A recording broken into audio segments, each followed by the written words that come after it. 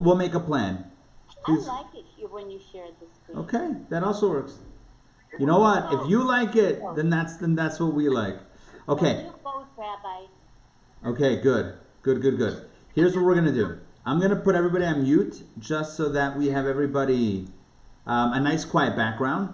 At any time, please jump in to feel free to ask any questions, share some ideas, etc. I'll tell you this, we have a very deep class tonight. This is not for the faint of heart, but in a good way. I mean, this is a very, very deep class. We have a lot of deep conversations, so let us begin. All right, ladies and gentlemen, a formal welcome to lesson number 3 of miracles. If you guys made it this far, that's truly a miracle. No, I'm kidding. It's been great to explore this topic with you over the last few weeks. Tonight we break into uncharted territory, and you'll see what I mean in a moment. Over the last few weeks, we've been exploring, for lack of a better term, the nature of miracles. In other words, divine light, energy, level, plane, dimension. From where do miracles emanate from? Right? From where do they come? From where do they originate? So that was the next thing we discussed. We talked about ranking miracles, which are the greatest miracles and which are the not so great miracles.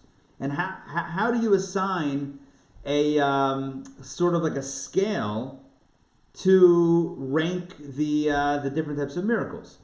We spoke about that. Tonight we're going to focus on something different. When I say something different, trust me, it's all related. It's all part of the same conversation. But we're going to shift our focus from miracles to nature. Instead of focusing exclusively on the realm of the supernatural, we're going to look at the laws of nature and see what the laws of nature can teach us about the nature of nature itself, but also about supernatural dimensions within nature itself. Not miracles that are operating within nature, but the supernatural dimension of nature itself. Trust me, I'm going to explain all of this. We're going to have the text that explains all of this. We're going to jump in. I'm giving you kind of an overview of where we've been. The first 2 sessions have been focused on miracles, different types. Tonight we focus on the miracle. We focus on nature itself, which we'll get to in just a moment. Let me set this once again, or reset our conversation. Just as a reminder, I always like to do this at the beginning of the class, just to make sure we're all on the same page here. We talked about different forms of miracles. We had 2 general categories, 3 if you want to be precise. What were the 2 general categories of miracles? Well, we had miracles. We had miracles that break nature. In other words, miracles that when they happen, nature's obliterated.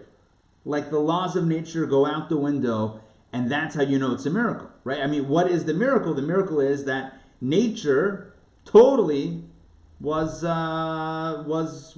busted. So, for example, water turning into blood, that's not normal. That's not a thing that happens. So that means the laws of nature are changing. Water that stands upright like a wall, that's not normal.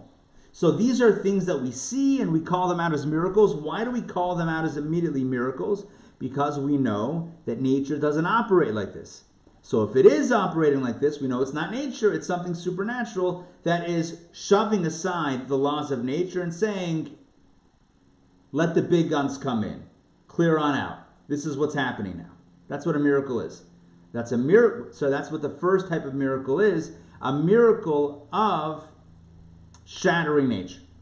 And then we have another category of miracle, general category, and that's a miracle that doesn't shatter nature, but rather a miracle that works together with nature. A miracle that kind of assumes a more naturally feasible form.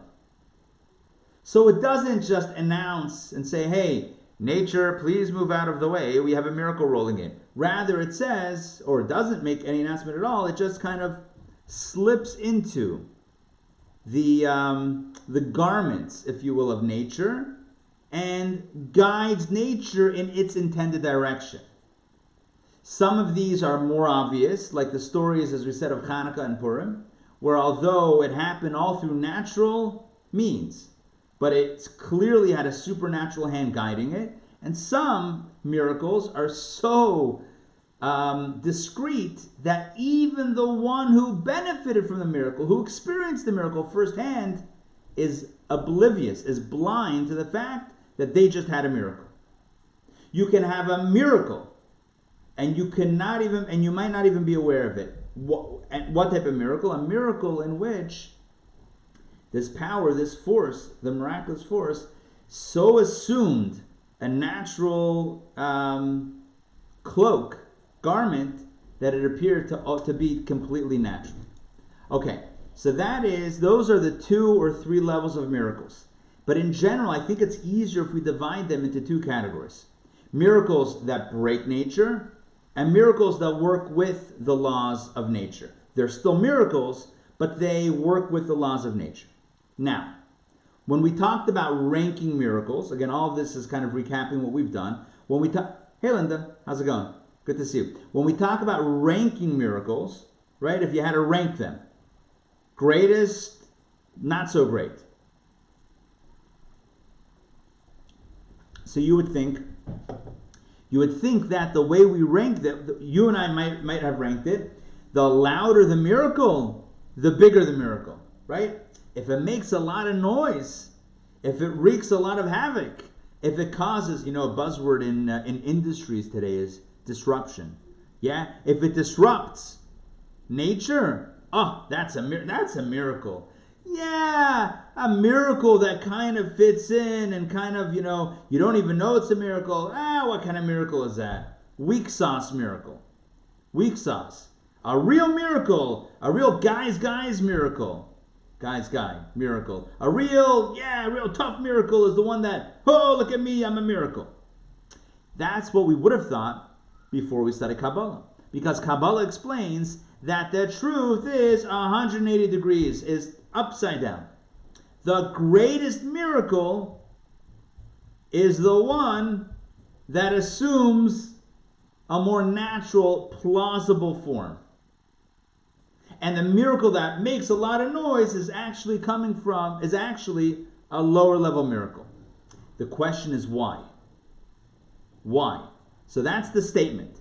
The statement is, the louder the miracle, the lower it is, the more discreet the miracle, the higher it is, which is, again, the reverse of what we might have intuitively thought. Again, the question is why? Why is the quieter one, the higher one, the louder one, the lower one? It seems like, the bigger the miracle, the better. Why is bigger not better? The quieter, the better. Why? Last week, we gave 2 reasons why. And if we don't have this clear, forget it. We have to have this clear. Okay? 2 different reasons why the louder miracle is lower than the quieter miracle. Here are the 2 reasons. Number 1.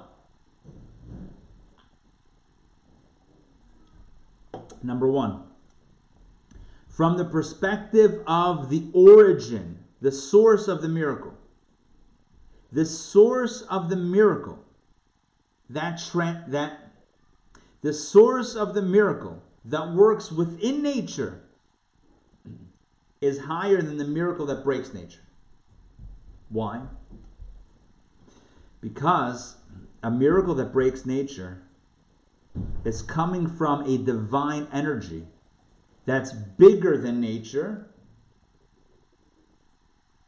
but can't, and because it's bigger than nature, it can't fit inside nature. So let's explain. I'm going to use a very crude hand motion analogy or parable or demonstration. So it's going to be very crude. I'm literally going to act it out. This is Kabbalah charades. Here we go. Kabbalah charades. Sounds like 2 syllables. Okay, I'm going to act it out. This is like, Pictionary, but without the pictures. Okay, let's say nature is right here. I'm making like a circle, right? Nature, the world, the universe, creation, the higher divine power. So you have the divine force that creates nature, or nature itself, right? It's limited power, limited energy, it's finite, here, okay, it's finite. Then you have higher than, infinite, right? Bigger divine energy. Okay, wow, that's big. So what happens when the bigger energy collides with the infinite divine energy, collides with finite? Well, finite obliterates, because the infinite is so big, it just obliterates finite. Okay, that's where those miracles are coming from. That's where the miracles that obliterate nature, that's where they're coming from, an infinite force that when it touches the finite, it shatters the finite. It's kind of like, imagine you have crystal glasses. I don't mean like eyewear. I mean like a crystal, what's up? Unmute yourself. Give me a fancy company for crystal glassware. Beverageware. Waterford. Good. Waterford, yeah. Let's say they're very fine, like really thin and really ornate and really expensive. And then you're going to take a blowtorch. Yeah, you're going to heat up the glass. Yeah, I want my coffee. I'm going to pour it. I want to heat the cup before I pour in the hot water. I'm a chacham like this. I'm a wise guy. So, I'm going to heat up the cup. So I'm going to take my blowtorch and hold it against this crystal. It's going to explode. Why? Because the light, the heat, the intensity is too big for such a delicate thing. So the world and nature are delicate, finite, fragile, infinite. Oh, it's big, it's powerful, it's mighty. So what happens when you have an issuance? What happens when you have when something summons forth? Something emanates from the infinite divine force. What happens when that comes into contact with nature? Pow! There goes nature. It explodes. That's a miracle. Okay. So far, so good. But you know what? There's an even deeper divine force. You have finite, fragile, limitation. You have the infinite, which is big. But then you have something else. Even beyond infinite. And that's what we call essence. So there's finite, infinite, and then essence. The essence of the Ein Sof, the essence of God, is not finite, nor is it infinite. It is everywhere. It is everything. It is truly beyond any definition, any boundaries, including the ones that dictate that infinite and finite cannot coexist. So, level one, I'm not giving level one of miracles now, but one element is the finite world. Second element is the infinite energy beyond the world. But those two things are both limited. The world is stuck in its limitation. Guess what? Infinite is also stuck in its limitation, i.e. that it's not finite. Infinite and finite cannot coexist. Guess what? Finite is limited, infinite's limited. One is limited to being small, one is limited to being big. And when the big touches the small obliterates. That shows a lower dimension of divine reality than the third dimension, which is God's pure essence. When an issuance comes forth, when a hamshacha, when a flow of energy comes forth from divine essence, that's manifested as a miracle that can work inside nature. It's a combination, it's a fusion of the infinite and the finite. For the infinite and the finite to coexist in the same space represents a force that transcends them both. Because each one has its own limitation. Finite is limited, infinite on its own is limited to being infinite.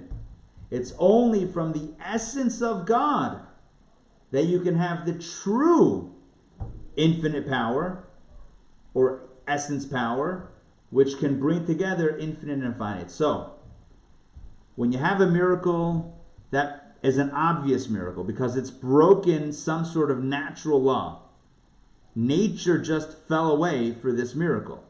That's a big miracle. Wow, it's a very big demonstration of what?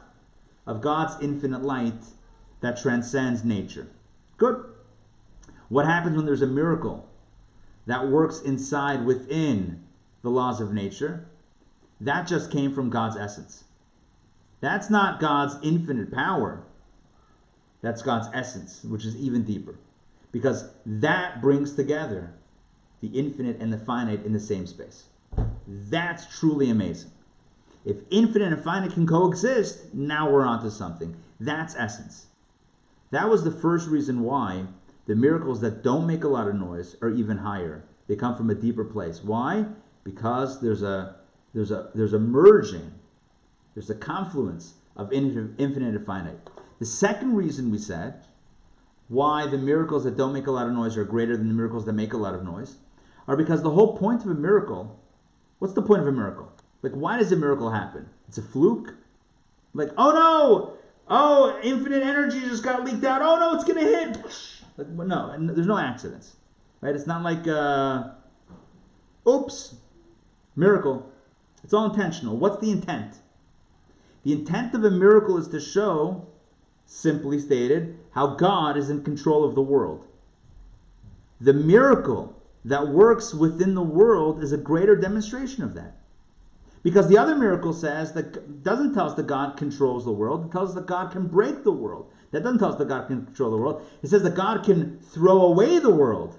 God can discard the world. When I say world, I mean the laws of nature of the world. Right? God can break them. God can undo them. God can disregard them. God can override those laws. Wonderful. But that doesn't teach us the lesson that God is in control of nature. I mean, you can understand control different ways. You could say, well, breaking is a form of control. I would argue that maybe it's not. Maybe it's just a sign of breaking. I don't know if control means breaking.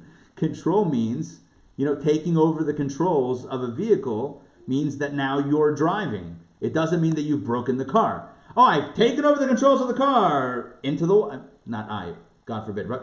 I mean, to say taking over controls and then ending up destroying that thing is not controlling it, it's destroying. I think it's in our distorted language sometimes. I mean this with all respect. It's not a personal thing, but it's in our language, we talk about control in very ugly terms as being something that breaks or destroys or whatever. But the real meaning of control is that you're now steering the ship. And so what's going on? What's going on is very simple. In a miracle that breaks nature, it's demonstrating that nature doesn't stand a chance. It demonstrates that nature is disregarded before God.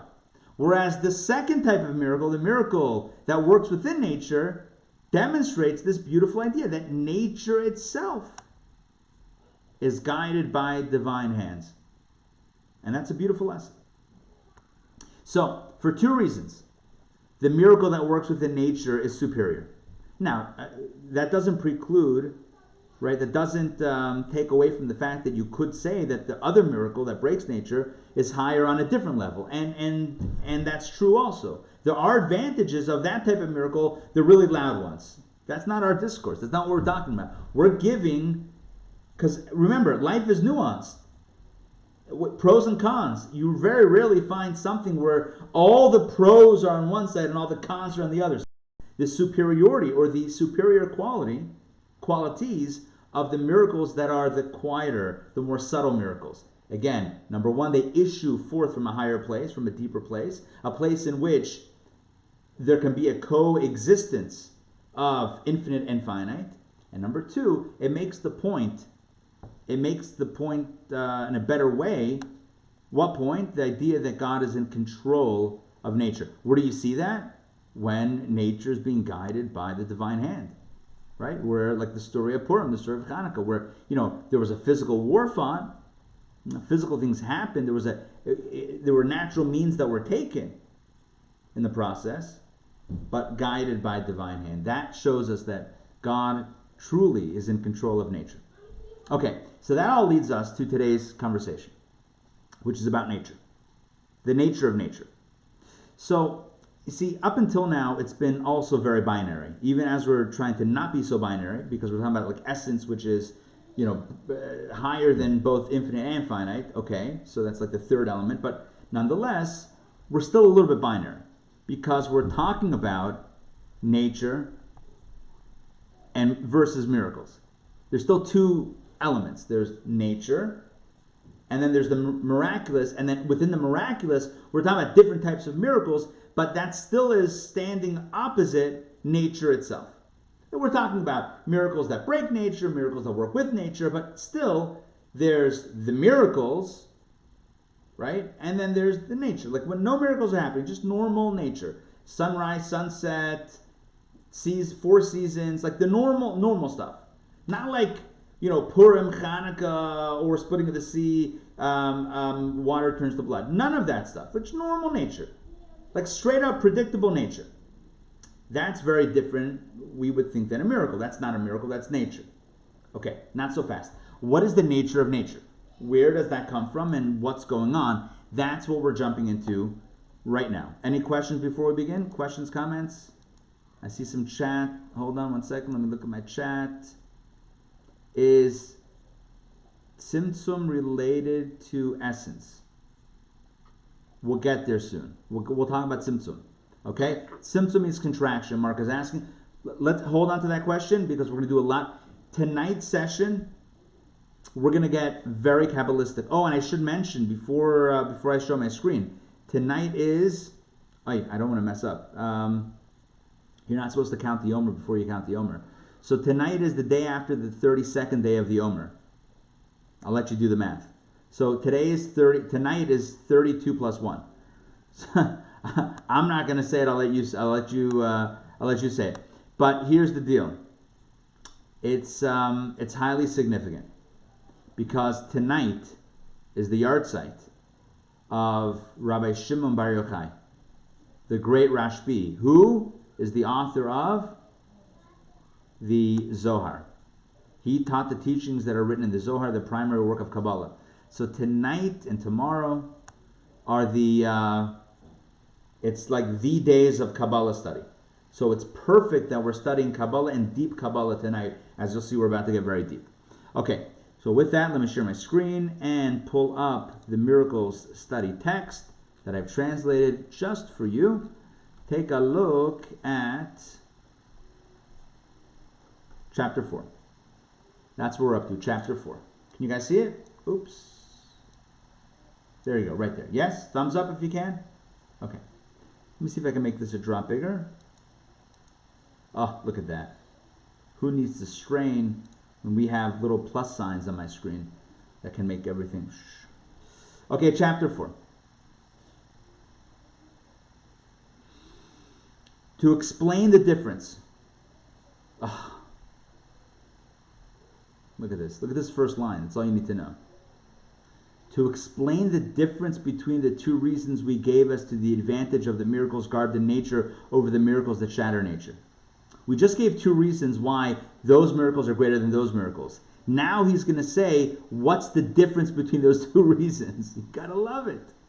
Right? We just gave two reasons. Why two reasons? And what's the difference between the two reasons? One, we said, is those miracles come from a higher place. The second reason was we said those miracles make a greater statement about God's control over nature. What's the difference between the two? Yeah, there are different reasons, but what's the core distinction between these two rationales? Two reasons for the difference. So to explain it, let us first preface what is written in the Kabbalistic work called the Akedah. There's a book, a Kabbalistic book called the Akedah, and this is what it says. The Akedah writes,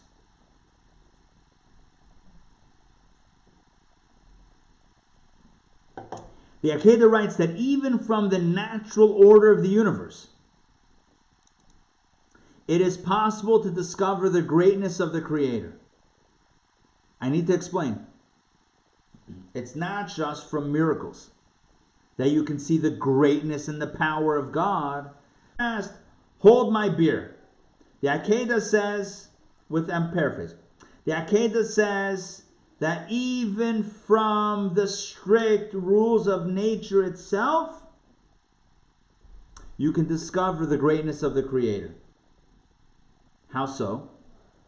You can see God in nature. Aside from the fact that by contemplating the exquisite order of the universe, like the planetary orbits, etc., we can come to recognize that there is, quote, a master to this palace. Aside from that, let's talk about this thing.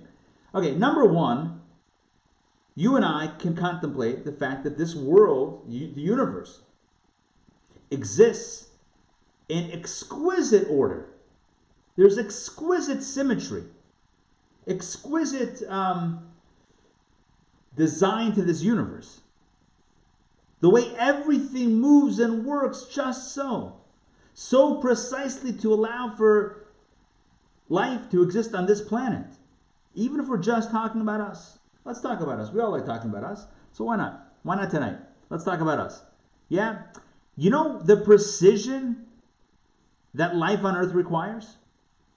Exactly the right amount of distance from the sun, not too hot, not too cold, right? Little further away, no life. Little too close, whoa, we're all getting tanned a little too much, right? Singeing everywhere. Yeah, just the right balance. Atmospheric conditions, right? Not too little gravity. Whoops, whoa, where did Yanko go? Right? Not too much, getting crushed by gravity. Just so delicate balance, right? Let alone every organism, how it all works together, the brilliance of science, of nature itself, the natural universe, is dizzying. It's absolutely dizzying and magnificent. So number one, just look at the world. Study some science, right? Open your eyes. Look at the body. Look at anything. Study a plant, right? Anything. And you'll see that there has to be an architect. It cannot have just happen like that. Yeah, no one just spills a bottle of ink, per the famous example brought in Jewish teachings, and produces an exquisite poem. It's not possible, let alone something that is exquisite on so many different levels and intricate. Imagine a Swiss watch. Yeah, with hundreds of pieces working together in perfect symmetry. Perfectly ticking every moment, never slowing down, never speeding up, exactly perfect, with no visible battery. With no visible battery. Yeah, you tell me there's no creator. Cosmic accident. Okay, sure. I mean, you wouldn't believe that your house built itself. You wouldn't believe that your favorite book wrote itself. You wouldn't believe that your favorite work of art painted itself, or music composed itself. All right. I mean, you got to be honest here. You got to call a spade, right? But somehow with the universe, we're a little open to the randomness of, hey, maybe it just all happened this way. Come on. I mean, seriously, right? There's a design here. So whether or not you use the word God is irrelevant. There's a design. There's a source. So this is what so let's get back. This is all the aside from the fact. This is like the easy stuff.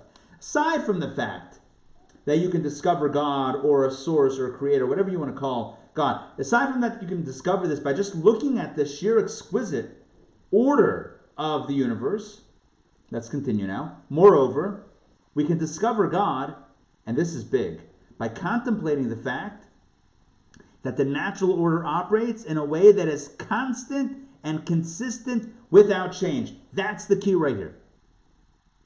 The natural order operates, nature operates consistently and constantly without disruption, without change. What does he mean? Simply, the sun rises, the sun sets. The sun is the same power that orbits, everything is consistent. Let's continue inside. Scripture speaks to this consistency of nature when it says in Genesis 8, so long as the earth exists, the seasons will not cease. This is what God says to Noah after the flood. God makes a promise to Noah. And he says, I'm not going to destroy the world with a flood ever again. And then he says, and as long as the earth exists, I will not disrupt the seasons. The seasons are going to continue as normal. Right? They're going to continue, it's not without disruption. No traumatic floods anymore. For our purposes, the point of this verse is to tell us that there's a consistency, a fierce consistency within nature. Even though the world, back inside, even though the world is already 6,000 years old. I know what the scientists say, but stick with me here. Even though the world is already 6,000 years old, there is still no weakening of the order of nature. Likewise, in other words, nature is not getting any weaker. It's not like it's slowing down, right? It's like anything eventually stops. There's no sign of it slowing. The earth keeps turning and turning and turning and spinning and orbiting and rotating. No, it's not getting tired. How long can you spin a dreidel for? Even if you're a professional dreidel spinner, yeah, how long is it going to spin before it ends? It just stops? How come it's not stopping? And no sign of slowing down. Likewise, let's continue inside. Likewise, the fact that throughout this entire span of time, there has not been any weakening in the power of the creations themselves. Forget the fact that nature is still running. But look at the individual creations themselves. There's no weakening in their power. That also speaks to a higher power, divine power. Where do we see that there's no weakening within the creations themselves? He gives two examples. This is true of the heavenly bodies, which are the same bodies that existed in the beginning of time. The same planets exist now. The same, I know what you're thinking. Yeah, what about the ones that crash into each other? Whatever. The same basic planets that astronomers looked at thousands of years ago and named and located are still the ones that we talk about today. Jupiter, Mars, Venus, the ancient astronomers and astrologers knew about these planets. They charted them in the skies. Same ones. So, these heavenly bodies have existed throughout this entire span. And this is also true of the terrestrial creatures. For although there's a change in the individual members of the species as a whole exists as it did on the day it was created. I know what you're thinking also. What about extinction? Okay, it's possible. You can have extinction. But other than extinction, the fact of the matter is that even though human beings switch out, essentially, I heard Jerry Seinfeld say recently, babies, they look really cute, but you know why they're here? They're here to replace us, right? So, although we're constantly being replaced, there's a lot of turnover with human beings, right? We got to get rid of the old stock and bring in the new stock. That's just the way it is. It's the way it's the cycle of life, right? Although that's the case, nonetheless, the species as a whole exists. So there's a certain eternality. Here's the point. There's a certain eternality within the confines of nature. You see, nature we would think of naturally as being very limited and very finite. Nature is finite. God's infinite nature is finite. What the Akedah says, and what we're bringing out now here, is the notion that even within the finite of nature, there are flashes of infinite. You can see that finite is not so finite. Even within the finite nature of nature, there are flashes of infinite. Sparkles. Oh, what was that? Not a miracle. That's something else. That's last week. Not a miracle. Nature itself has elements of eternality. The fact that it keeps on going, not slowing down. Same sun. Human beings still around. Eternality. There's some sort of eternal, and there's no sign of slowing down either. Right? Sign of some eternality. Let's continue inside. All of this, attests to the greatness of the Creator and tells us that God's creative power, which flows into this world, not God's supernatural power, not God's miraculous power, but God's creative power, which flows into the world, in other words, the limited power, so to speak, of God, that itself is infinite and immeasurable. I hope you guys are understanding what I'm saying here. You know, we've been talking about how miracles operate within the confines of nature, and now we're trying to expand our understanding of nature itself. Nature is not so limited. Nature itself has elements of infinite and immeasurability, if that's a word. Right? Nature itself is infinite and immeasurable. Let's continue. Now, then we're going to pause for questions in a moment. I want to read one or two more paragraphs. Now, the nature of created beings. Sorry, right here at the top. Right here, last paragraph on this page. Now, the nature of created beings, derives from the divine life force that is garbed within them. And the fact that each creature has its own particular nature, a human is different than an animal, animals are different from each other, plants are different from animals and humans and different from each other. So the fact that each creature has its own specific nature, that stems from the particular form of divine life force that is inside of it. Within it. Not with it, within it. All of this indicates that the life force that is garbed within created beings is inherently limited. You see, if there's a divine life force that makes the blade of grass grow, or be grass, if there's a divine life force that makes the deer be a deer, well then it's wonderful. You have grass and you have deer. That's very lovely. It's a beautiful scene that we might picture in our mind. But here's the point. The divine life force is naturally limited. The divine life force is naturally limited. What do I mean by that? This is a blade of grass. It's not a deer. This is a deer. It's not a blade of grass. It's not an infinite being. It is a defined being. And as a defined being, whatever its definition is, it means that there's a defined life force within it that is that and not anything else. Does that make sense what I'm saying? Yes? The life force inside a thing, a limited being, is also a limited life force. It's limited to that thing and nothing else. Nonetheless, let's continue right here. Oops.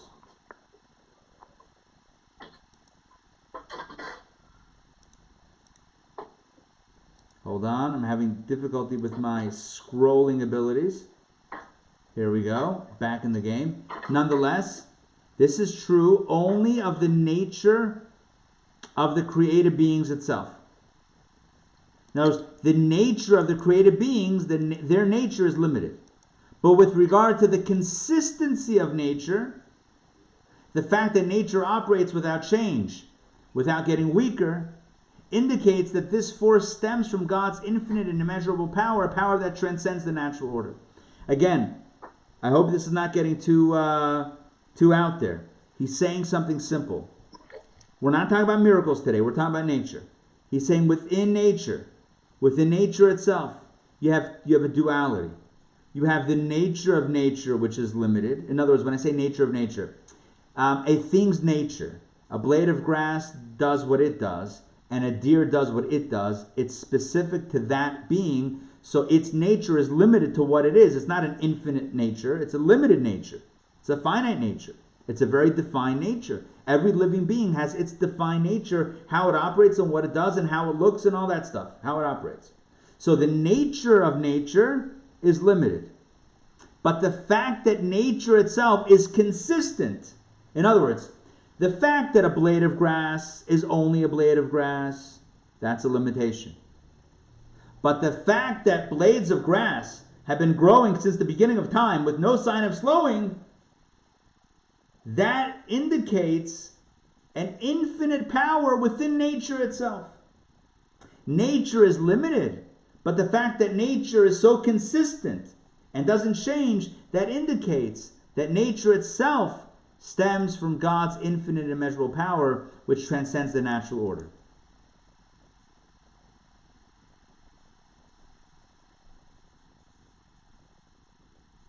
Okay, let me check in with you now. I need to check in to make sure that we're all on the same page here because we just taught a new point. So, thumbs up if you're with me on this so far. Yes? Thumbs up? Yes, makes sense? Mark is giving me a this. Okay. What we're saying is, when you and I think of nature, we think of something that's very defined and limited, right? Nature is limited. It's God's limited force. Not that God is limited, but God is emanating a very narrow force to give each thing its life, its existence on its own level. Very limited force. It's not infinite, right? A blade of grass is not an infinite being. It's a blade of grass. It's a finite being. It's power of finitude, finiteness, if you will. Okay, it's the power of the finite, not the infinite. Yet, within the finite nature of the universe, there's also an infinite element, and that is the fact that the finite nature keeps on going. The finite is so consistent, doesn't change. That itself represents an infinite dimension within the finite reality. Okay, now that being said, let me go back to sharing. That being said, so look where he continues. This is now in the brackets. We have thus established that there is a supernatural force operating within nature itself, a reality that is revealed within the consistency of nature. This means that nature is in fact, on one level, supernatural. Nature itself is not limited to nature. Nature is supernatural because it's everlasting, if you will. Yet there is an advantage to what we call miracles over what we call nature for two reasons. So again, based on what the Akedah says, that nature itself is supernatural, so then why do you need miracles? Right? The whole point up until today, we said you need miracles to show you that there's something beyond nature. But one second, if you meditate on nature itself, you realize there's something beyond nature. Just meditating on the nature of nature tells you that God is bigger than nature, or that there's a supernatural force even within nature itself. So why do you need miracles to begin with? Who needs miracles? The whole point of miracles goes out the window. So he says no. There's still an advantage to what we call miracles over what we call nature, and there are two reasons for this. Number one, in order to recognize the greatness of the Creator through nature, that requires contemplation. It's not an immediate, you don't immediately see it. When you look at nature, what do you see? Nature. A blade of grass and a deer. You don't see God, and you certainly don't see God's infinite reality, infinite power. You see nature. Sunrise, sunset, consistency. Things are limited, stuck to the way they operate. That's all you see. Do you see God's transcendent ability, infinite being? You don't see it immediately. Only through meditation. Only through a certain thought process, which we just described over the last several paragraphs. When one sees a miracle, by contrast, where nature is broken, which is the first type of miracles that we've been talking about in this series, one immediately recognizes, even without contemplation, that this miracle is coming from God's infinite light that is not limited to the bounds of nature. So, from a level of immediate perceptibility, miracles are an important element of reality. Because if you're just relying on nature itself and the lessons that a person could learn by pondering nature, you're going to assume that a person is really looking into nature. You're going to assume that a person has the patience to meditate, to contemplate, to figure things out, to not take things for granted, and to say, wait a second. The fact that nature is so consistent, the fact that the planets have been around for so many years without signs of weakening, the fact that, blah, blah, blah, all these things, that points to a supernatural force within nature. I've just discovered God. You know which makes a louder declaration of God? It's when you have a miracle. A miracle is like, hello, I'm here. So, like this. You can pull back the curtain and discover the Wizard of Oz. But you may never get there. It's a long journey down that yellow brick road. It's a very long journey. And it requires a lot of meditation and false starts and contradictions. And maybe you'll get there. Maybe you'll discover. Maybe you'll peel back the truth of nature and discover the force that's actually making it happen, which is God beyond nature. You might. but you also might not. So what does God do? God gives us miracles. What are miracles? You don't have to look for the wizard behind the curtain. God is saying, hello, I'm here. How? By breaking every natural thing that you know. By obliterating everything that you thought to be true. By just radically saying, oh, you thought something was going to be a reality? I think not. That a miracle which breaks the natural order, which is again the first type of miracle. A miracle is a loud declaration of God, and that doesn't leave it up to the contemplative powers of the individual.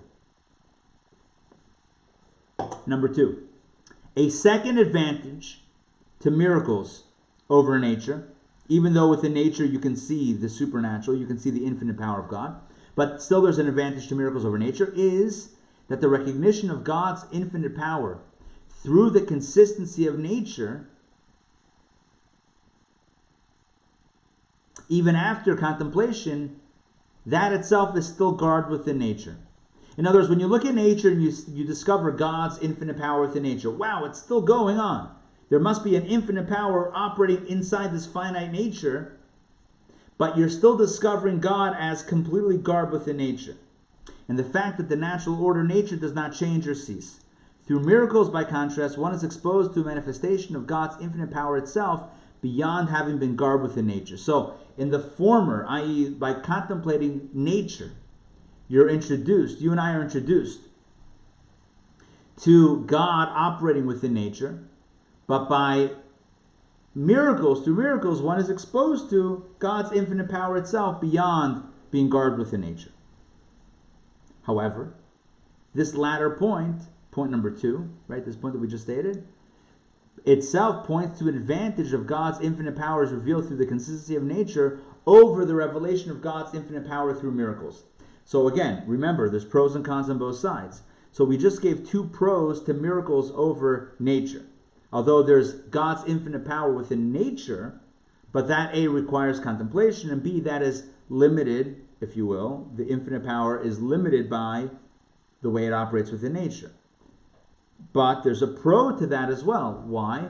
This latter point itself speaks to the advantage of God's infinite power as revealed through the nature. Oh, I just said that. Over the relation of God's infinite power through miracles. So there's an advantage of nature over miracles. Why?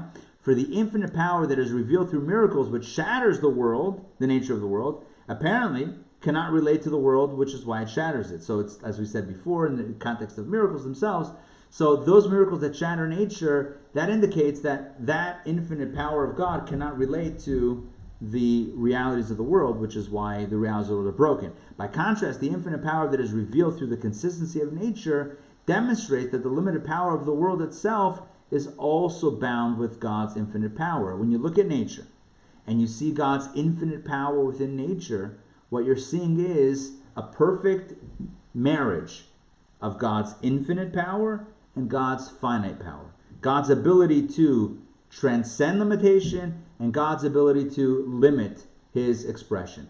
So God is infinite, and yet God creates a deer, which is a very limited being. How do you go from an infinite creator to a limited animal? God created a deer. How do you go from infinite to finite? Okay, because God can pull that off, right? God can pull that off. And that's nature. That's finite. God's finite power. If you look closely, deers have been around for so long. I see some sort of infinite element within the nature of the deer based on simply its consistency. The species continues. So that reveals some sort of infinite consistency within nature itself. Good. So now what do I see? I see how God's infinite power and finite power operate in the same space. What does a miracle say? A miracle says, I'm not operating in the same space as nature. It's either me or it. There's only one. There's not enough. What's the old Western line? This town ain't big enough for the both of us type thing. So miracles kick nature away to the side, and it displays its reality. So the advantages of miracles are that it's loud, it makes a lot of noise, it's obvious, it's hard to deny. And there's a lot of advantages there. The disadvantages are that it doesn't work with nature, so you don't see that confluence. Okay, let me check in before we get to the really deep Kabbalah stuff. If you thought this was deep, just wait till we get to the deep Kabbalah stuff. Okay, any questions? Please unmute yourself. Let me once again stop the share for a moment and check in. I want to make sure you guys are with me. There's no mitzvah to continue if we're not on the same page. Any questions? Please ask.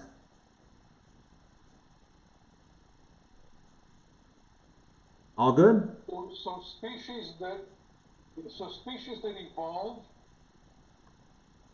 labradoodles. I mean, purposely bred different species, Mendeleev's peas. Where does that fit in with the nature of nature? Excellent question. Excellent question. I think it expresses the infinite power within nature. That nature itself, although nature by definition is limited, right? This is its nature, but A, from the consistency of a thing, and B, from its mutability, its ability to mutate. I don't know if that's the right word, mutability. I may have misused that word, but its ability to mutate and become, as Calvin once said to Hobbes, transmogrify, right? Sorry? Adapt. It is adapt to its Adapt, yes. Adapt or evolve. Let's just use that word evolve, evolution, right? So we talk about things evolving, right? Let's put aside, Torah's notion of the origin of the universe, and God creates the world. There's still a notion of evolution. Things are still evolving. So that's not a contradiction. What we find, I think it's actually the same thing. Whether we learn it or derive it from the consistency, right? The fact that things are the same, or from the fact that things keep on going and can evolve, I think they both express something bigger than what you just see, right? If something runs into a wall, it should run into a wall. The fact that it can keep on going, figure out a way, there's something bigger than just this limited thing here. Right? There's something bigger than this. So and this is all from the Akedah, right? This is all from that ancient Kabbalistic text called Akedah. The Akedah is saying that you can meditate on nature itself, and you can come to the conclusion that there is an infinite God at play. Because one would have thought that all you know is finite, nature, limitation. A deer, a blade of grass. That's all I know. All I know is about nature. I don't know anything about beyond nature. He says, stop it. Come on. The fact that nature is so consistent, everlasting, eternal almost. Things are going, things are moving without stop, without slowing down. Heavenly bodies and planets and suns are still... It's right? Listen, there's no such thing as concrete proof because, we're still meant to have free choice. But these are indicators of some higher power, of some higher, when I say higher power, higher infinite power, beyond the nature itself. So within nature, if one is truly meditative and contemplative and thinking about this in a deep fashion, a person can come to the conclusion like this. There's the nature itself, which is limited. Everything has a limited nature. Every being is stuck in its box. But the bigger picture is, this whole thing keeps on moving. So within nature, there's an infinite power. So what we just asked was, I'll phrase it in question and answer form, makes it easier to understand. So then why do you need miracles? So then why does God perform miracles? If it's all about discoverability, let's find God. You can find God in nature. Why does God need to perform a miracle? Answer number one, because it's more obvious when there's a miracle. Because otherwise, you're leaving things up to people being contemplative. Listen, we're checking our phone for TikTok. We have 15 seconds of mental ability at this point in 2020. We have like 15 seconds to grab people's attention, right? So good luck ensuring that everybody discovers God by meditating on the supernatural, infinite nature of nature itself. I mean, that's like a very delicate meditative topic. We're still going to learn about it and practice it, but God still pulls off miracles so that there's no question. That was point number one. Point number two is miracles still represent God's deep force that can obliterate nature as opposed to the force that works within nature. But the counter argument is, or the counterpoint is, well, the latter is actually greater on some level, because the latter indicates that God's infinite power coexists with finite. Again, if you think about this, a blade of grass, what type of soul does a blade of grass have? Very small and infinite. Well, I don't see an infinite blade of grass. I see a very finite blade of grass, which comes from a finite divine force. Slow it down. True. But the fact that it's part of nature, nature's ongoing, the fact that there's been grass, this type of grass, for so long, the fact, etc., etc., etc., or even if it mutated or whatever, the fact, this demonstrates something bigger. So what we have here is a confluence of infinite within finite within the nature itself.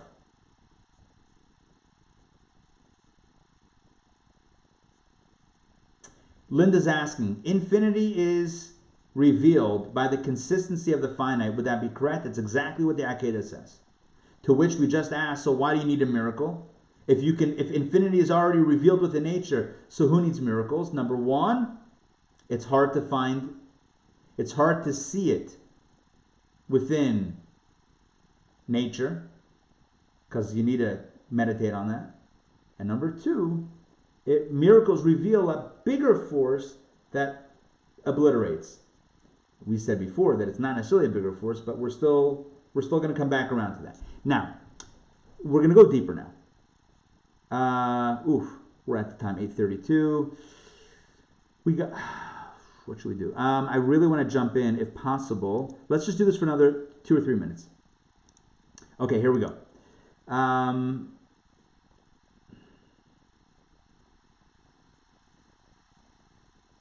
Look, we're not going to have time. We simply don't have time to develop this idea. It's a very, very amazing idea. This paragraph and beyond. Instead of reading it, I'm gonna leave it up here so you can look at it. But instead of reading it, I want to give an introduction, and this introduction will serve as the starting point for next week's class. Here's what you need to know. It says in Kabbalah that before the world was created, all there was God and God's infinite light. That was it. And that filled all the space that there could ever be. God and God's infinite light. And what else could fit? Infinite light takes up all the space, right? It just can't squeeze anything in. That's all that existed. At a certain point, and a time before time even existed, right? There's no linear time. But at a certain point, however we understand that, God decided, however we understand the word decide, God decided to create.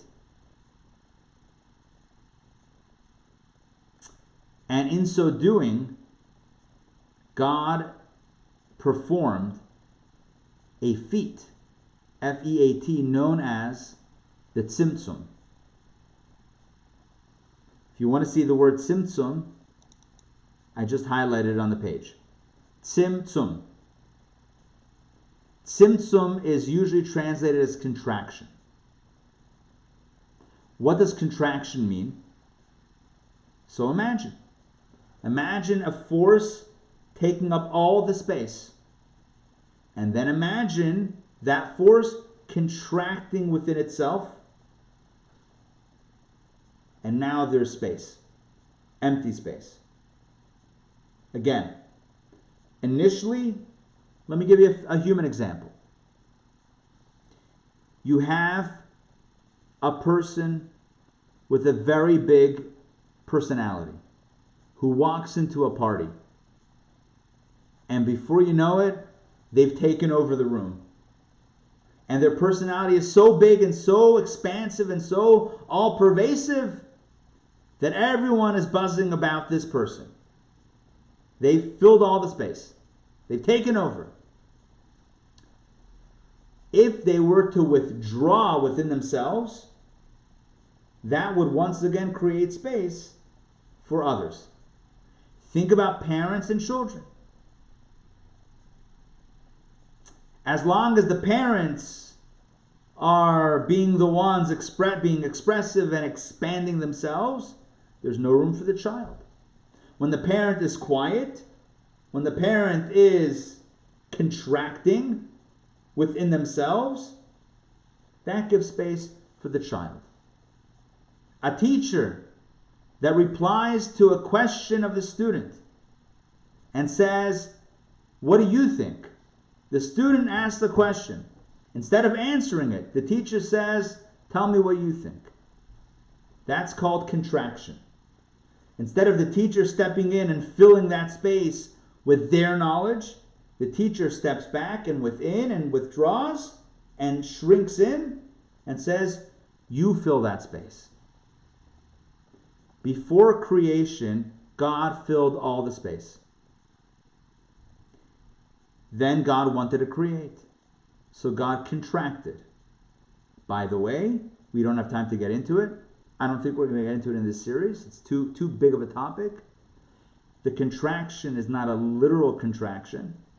It's a metaphorical contraction for us to understand, which itself is a very important point, which I can't get into the implications of that right now.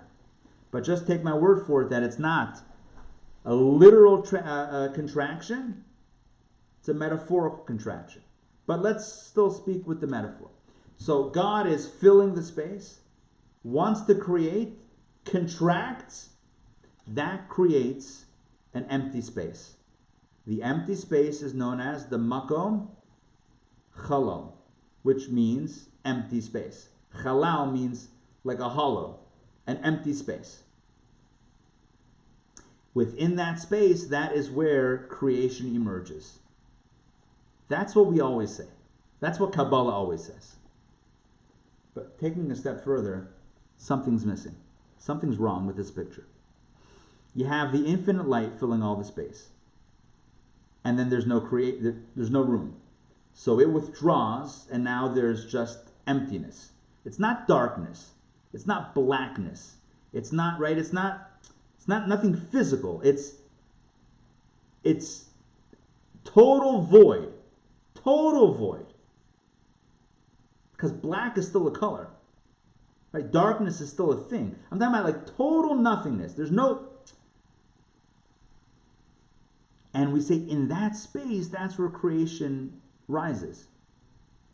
But how? How does creation, which has energy, life, light, how does that emerge within emptiness? You had God's energy, power, light, withdrew emptiness. How does emptiness flourish? How do you build in emptiness? And who built emptiness? You understand my question? How do you... Rabbi, is that Tahu V'Vahu? It might be, but keep that aside for a second. Keep that aside for a second, how we relate it to other terms. I want to get these concepts clear. We have God's infinite light. We have the tzimtzum contraction, which gives rise to an empty space. And within empty space, that's where what we know and love as creation emerges. But how? Empty space is empty space. How does it get vitalized? The kav. This is what you need to know about the kav. K-A-V. Kav. Kav is the line. Kabbalah says, after God's tzimtzum, contraction, and after the empty space emerges, God then shines a light from the original place of the light, or from that place where the light is withdrawn into, from that space into the void, and that's what energizes the void. Are you with me on this? You have light everywhere. The light withdraws the empty space. Now a line, a kav, from beyond into that empty space, and that gives rise to existence as we know it. The light of the kav goes into what we call as kalim, vessels. The vessels being those spaces of void that are receptive to the light. And now light and vessel produces what we know and love as the created universe. All of this is by way of introduction for next week's conversation. Because we're going to explain that the Kav, which is that single thread of light that pierces through the empty space and gives rise to the universe that is created from the rubble of the Tzimtzum, if you will, that thin thread line of light called the Kav, although it seems like a very narrow force of light, has within it an infinite energy as well. It's finite, because remember, it's not like God re-shone the infinite light, because then there wouldn't be space anymore. God only shined a limited single thread of light called the Kav, one line, one point of light, threading through that space. So it's limited. At the same time, it has infinite power because it's coming from the beyond. It's coming from the infinite light that once was. Next week, we're going to explore the duality of the Kav, which explains the duality of nature. And then we'll get back to the distinction between nature and miracles. And next week, we're going to wrap up our conversation, and take home some practical lessons. Today's practical lesson that I want to share with you is about the power of nature. Today we learned about the power that nature has, the consistency of nature, the fact that nature has a measure of eternality, even though it seems like nature is very temporary, temporal. There's still some sort of everlasting, eternal element of nature as well. So this week, here's your homework. This week wasn't about the miracles per se, but the miracle of nature itself. So this week, pay attention. Pay attention to the little things, because they're not so little. Pay attention to the ordinary, because guess what? It's extraordinary. Pay attention to the usual, because it's not so usual. It is, in fact, infinite and divine. It's not obvious. The obvious are the miracles. Nature seems like just nature, limited. But within nature, we can find the greatest secret. So, I invite you to embark on this journey this week, explore the natural, and discover the infinite nature of nature itself. Thank you very much for joining me tonight for lesson number 3 of Miracles. I hope you enjoyed it, and I hope at the same time that your mind is being expanded by these ideas of Kabbalah. Even if you're understanding it on 75, 80, 85%, the goal hopefully is still that this is something that helps expand the mind and raise the consciousness for us to see